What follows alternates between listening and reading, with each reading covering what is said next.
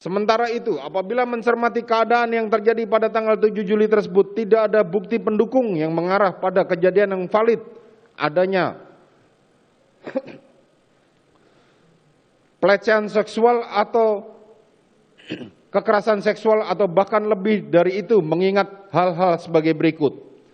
1. Peraturan Mahkamah Agung nomor 3 tahun 2017 tentang pedoman mengadili perkara perempuan yang berhadapan dengan hukum mengatur bahwa relasi kuasa adalah relasi yang bersifat hierarkis, ketidaksetaraan dan atau ketergantungan status sosial, budaya, pengetahuan atau pendidikan dan atau ekonomi yang menimbulkan kekuasaan pada satu pihak terhadap pihak lainnya.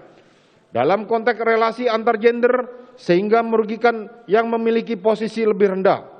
Ada dua unsur penting dalam pengertian relasi kuasa di atas, yakni pertama, sifat hierarkis yang meliputi posisi antar individu yang lebih rendah dan atau lebih tinggi dalam suatu kelompok atau tanpa kelompok. Kedua, ketergantungan, artinya seseorang bergantung pada orang lain karena status sosial, budaya, pengetahuan atau pendidikan, dan ekonomi. Kedua unsur relasi kuasa tersebut menimbulkan adanya ketimpangan relasi kuasa, sehingga penyebab utama terjadinya kekerasan seksual. Ketimpangan relasi kuasa ini dapat terjadi ketika pelaku merasa bahwa dirinya memiliki posisi yang lebih unggul, juga dominan dibanding si korban. Dari pengertian di atas maka disebutkan orang yang memiliki posisi lebih unggul juga dominan dalam hal ini adalah Putri Chandrawati, dikarenakan Putri merupakan istri dari terdakwa yang menjabat sebagai Kadif Propam dan latar belakang pendidikan Putri adalah seorang dokter gigi, sementara korban Nofriansah yang hanya lulusan SLTA dan seorang ajudan dengan pangkat brigadir yang ditugaskan untuk sebagai ajudan terdakwa untuk membantu Putri Chandrawati baik sebagai supir maupun tugas-tugas lainnya. Sehingga dengan adanya ketergantungan relasi kuasa dimaksud sangat kecil kemungkinannya kalau korban melakukan pelecehan seksual atau kekerasan seksual terhadap Putri Chandrawati. Tidak adanya fakta yang mendukung Putri Chandrawati mengalami gangguan stres pasca trauma, post traumatic stress disorder, akibat pelecehan seksual atau perkosaan. Pelecehan seksual dan perkosaan terjadi biasanya dikaitkan dengan relasi kuasa. Ketika pelaku mempunyai kekuasaan yang lebih daripada korban, kekuasaan dapat berupa posisi pekerjaan yang lebih tinggi, kekuasaan ekonomi, kekuasaan jenis kelamin yang satu terhadap jenis kelamin yang lain, jumlah personal yang lebih banyak, dan lain sebagainya. Pelecehan seksual atau kekerasan seksual merupakan setiap bentuk perilaku yang memiliki muatan seksual yang dilakukan seseorang atau sejumlah orang, namun tidak disukai dan tidak diharapkan oleh orang yang menjadi sasaran, sehingga tindakan pelecehan seksual dan perkosaan akan mendatangkan trauma yang mendalam bagi korban. Korban pelecehan seksual dan perkosaan dapat mengalami stres akibat pengalaman traumatis yang dialaminya. Sebagaimana disebutkan dalam jurnal ANAF volume 1 nomor 2 Desember 2016 halaman 188. Proses pemulihan korban kekerasan seksual akan melewati beberapa tahapan dengan menggunakan 5 tahapan kesedihan yang umum digunakan sebagai teori pemulihan diri pada diri korban, tidak selalu melewati setiap tahapan. Oleh Ilenis dan Handadari 2011, Journal of Unair, Insan Media Psikologi. Bahwa 5 tahapan itu yakni 1. Denial atau penangkalan merupakan fase di mana korban menyangkal bahwa mengalami tindak kekerasan seksual telah terjadi kepada dirinya. Hal ini merupakan reaksi utama dari penyakit yang tidak tertolong lagi. Penolakan biasanya pertahanan diri yang bersifat sementara, yaitu dengan perasaan tidak percaya, tidak menerima bahwa dirinya mengalami kekerasan seksual.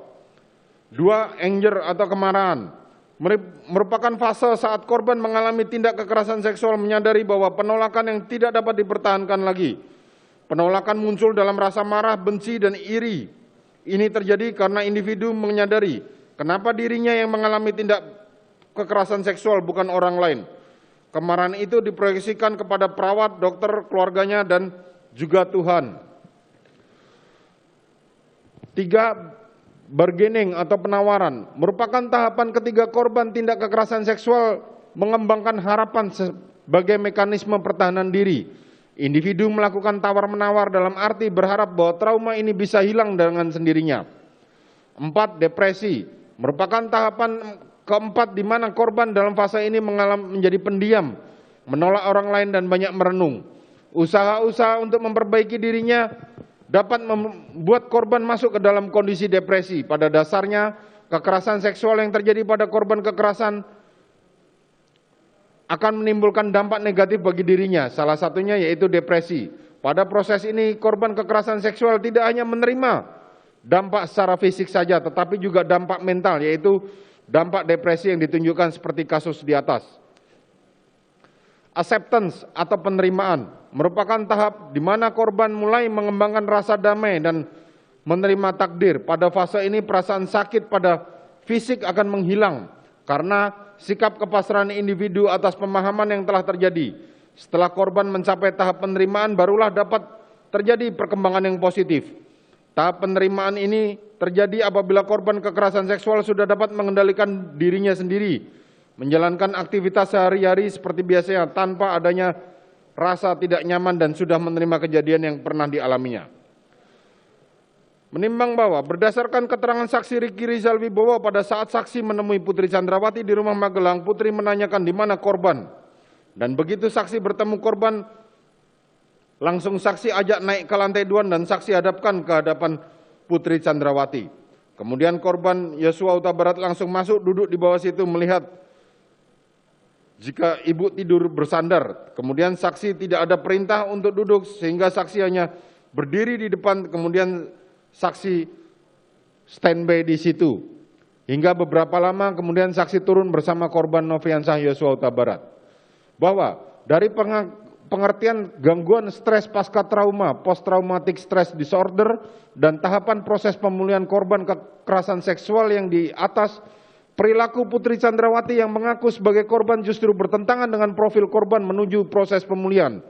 Tindakan Putri Chandrawati memanggil dan menemui almarhum Nofriansah Yosua Huta Barat di kamarnya adalah terlalu cepat untuk seorang korban kekerasan seksual terhadap pelaku kekerasan seksual tersebut.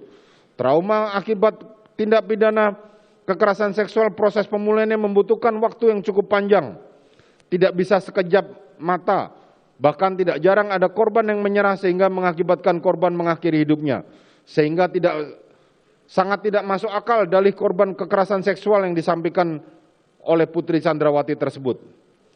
3. Berdasarkan keterangan ahli Aji Febrianto Arosyed yang berpendapat bahwa pada pokoknya pada saat pemeriksaan poligraf Putri Chandrawati menyampaikan berkenan diperiksa dan ahli menyodorkan surat persetujuan. Kemudian Putri Chandrawati menyetujui surat persetujuan tersebut dan setelah dilakukan pemeriksaan diperoleh hasil minus 25, teridentifikasi minus, terindikasi berbohong terhadap pertanyaan yang diajukan kepadanya.